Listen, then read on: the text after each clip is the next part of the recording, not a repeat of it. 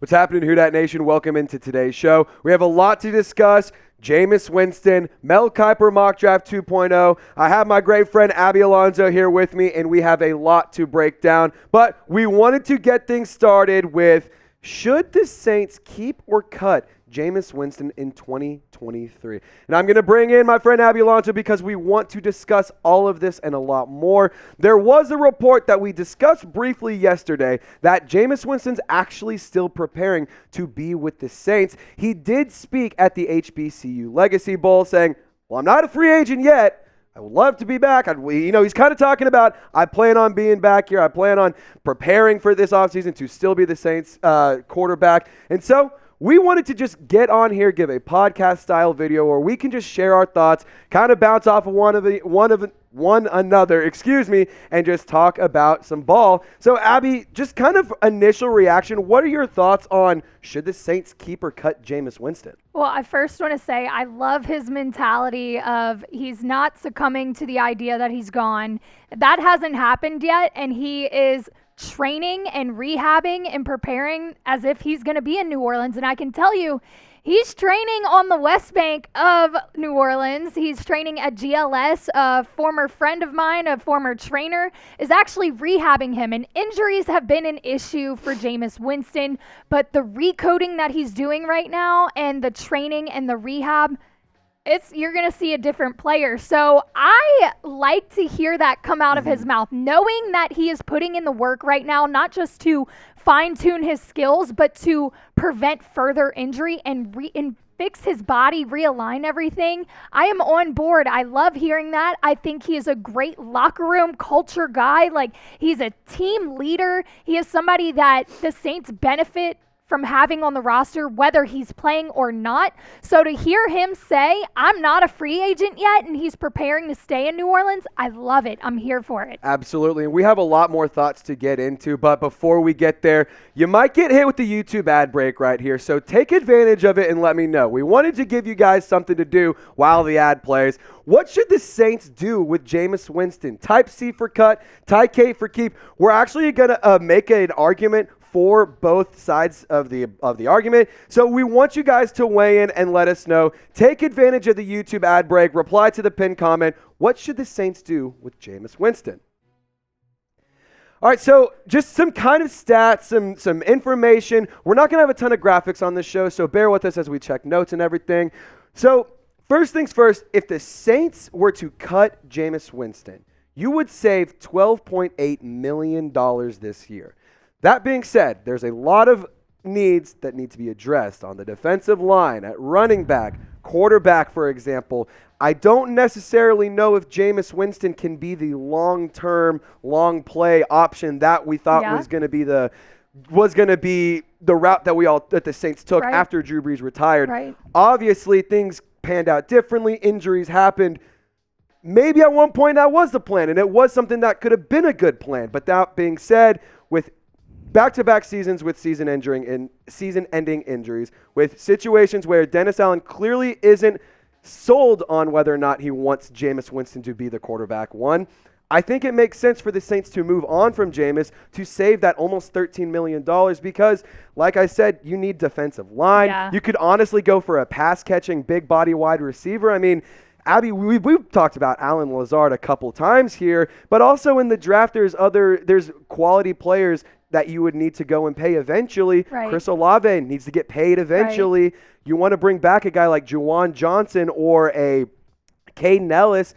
You got to pay these guys eventually. So this is money that you would miss out on those players for Jameis Winston, for a guy who in 2022 had a 63.5 completion percentage, 858 yards, 4 touchdowns, 5 interceptions, and a record of 1-2. Obviously only played those 3 games. And actually, interesting enough, he's played less than 8 games in every single season he has been in New Orleans, which is only 3. But no games. Yeah, no games. Season 1, you had Drew Brees still there. Season 2, tear your ACL during week 7. Season 3, you only had 3 starts this year. Yeah. So I think it's tough. That's a lot of money to keep paying somebody who can't get through the season healthy. We have the same conversation about Michael Thomas. And everyone's on the same page with that. You can't continue to pay a guy who isn't healthy, who isn't able to add to the team because they're not able to play. So Jameis kind of falls into that category. You know, you like the guy, you want to see him thrive, you know what he's capable of, but at the end of the day, 3 seasons, you can't get past 8 games. That's a lot of money that could be used elsewhere, paying the guys that are healthy and are producing, going out to sign somebody else like Alan Lazard, or going to draft somebody who can fill the holes that this team has. As much as I want to see Jameis Winston stick around and maybe rehab, get better, I don't know that he's the future of this organization. I think we're looking for younger, healthier, athletic, somebody to come in here and become the franchise quarterback. And unfortunately, I don't think that is Jameis Winston. It might be time to move on. That being said, who should be QB1 for the Saints in 2023? Like I just said, there are options everywhere. You've got big names kind of maybe hitting free agency coming soon. You've got Derek Carr. He's all over the Saints quarterback conversation. You got the draft. It's everywhere. Who knows who is under center? Is it going to be Andy Dalton? Is Jameis Winston going to have a comeback year and lead the Saints? We don't know. But who do you think should be QB1 for the Saints in 2023?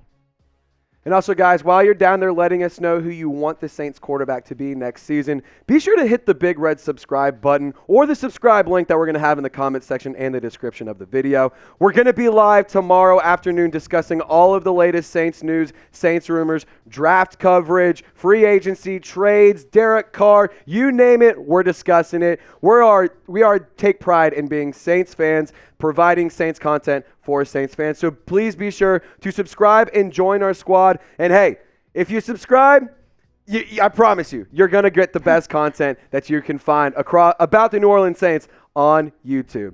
And so to round this show out, we wanted to discuss the Mel Kiper Mock Draft 2.0, which came out earlier this morning. And honestly, when I first looked at it, I was not happy. And Abby, I texted Abby and I said, Abby, we got to get in the kitchen. We got to start talking. Because Mel Kiper had the New Orleans Saints selecting Darnell Washington, the tight end out of Georgia, with number 29 overall. And this is actually what he had to say and why he had the Saints taking Darnell Washington. He said this does make 4 tight ends in the first round in the draft. We'll get to that in a second. The Saints, who got this pick as part of the Broncos hiring Sean Payton, could go in several directions here. I could see arguments for the defensive line, cornerback, or safety, but they also have a huge hole at tight end. Not really. What? Juwan Johnson was fine last season. He was great. 42 catches, 7 touchdowns. Really good. But they could have upgraded with Washington, who was one of the most physically gifted and talented tight ends I've scouted.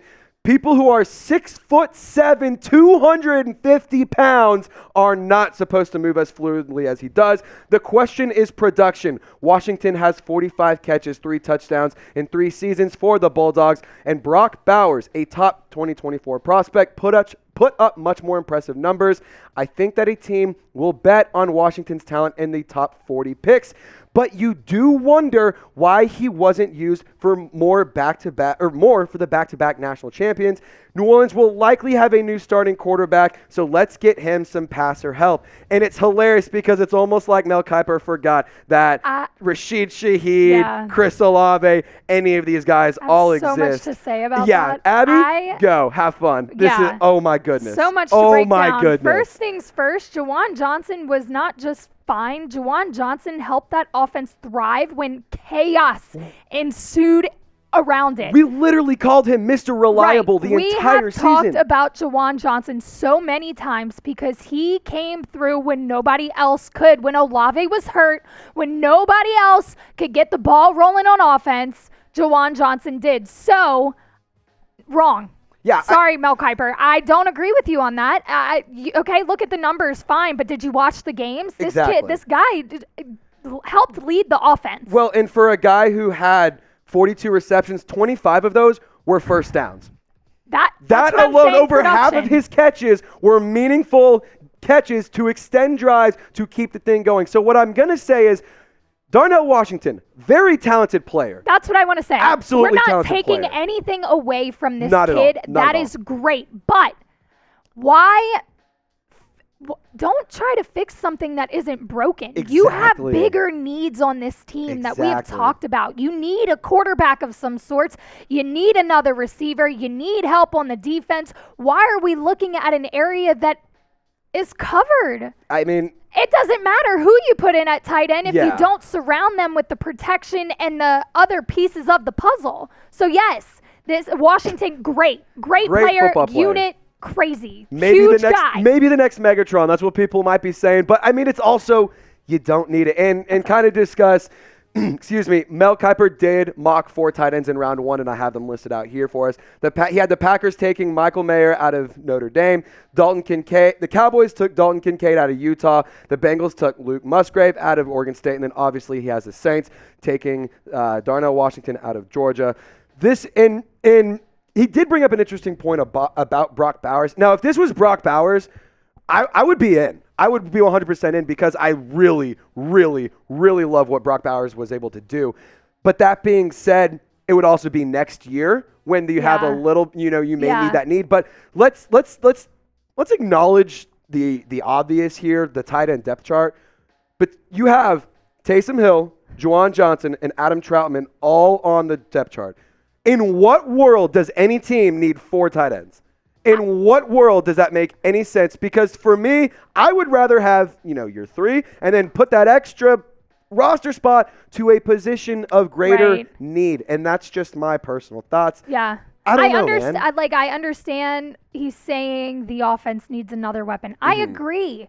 There is a little bit of a hole. You're going to get a passer. You need to make sure they have the weapons. There are a number of weapons already on the roster, but somebody to kind of pair up with Olave and Shaheed, just kind of round out the rest of the offense. I get it. I don't think tight end is the move here. And you got to acknowledge the fact that he brings up a good point. Why wasn't he used more for Georgia? Exactly. There's a reason there. So he's not a no-brainer to begin with, much less for a Saints team that has very, very big needs in other positions, Well, and the junior out of Las Vegas, like we said, 6'7", 250 pounds. Wow. That's a specimen of a human being. Last season, he did put up 28 receptions, 454 yards, 2 touchdowns, 16.2 yards per catch. Not bad numbers, but just kind of, as you were saying, Abby, wasn't used enough and wasn't used a ton. That's not to take away from the talent that he has, but it is just to say there's bigger needs that I think could be addressed in the first round. My biggest one, either quarterback or defensive line, and that's just what I would use. But this show isn't about us. This show is about the Who Dat Nation. Who do you guys think, or who do y'all think that the Saints should draft at number 29 overall? Be sure to subscribe. Join our live show tomorrow. Turn on your notifications. Hit us up on Twitter and Instagram. Who Dat Nation, y'all stay golden. We'll catch you next time.